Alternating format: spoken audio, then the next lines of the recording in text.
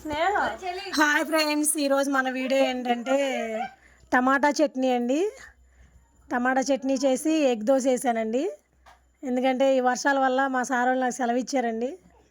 బాగా బీభత్సమైన గాలి వానగా ఉంది, బయటికి వెళ్ళాలండి భయం వేస్తుందండి. చెట్లు ఈ కరెంట్ వైర్లు ఊగుతున్నాయి.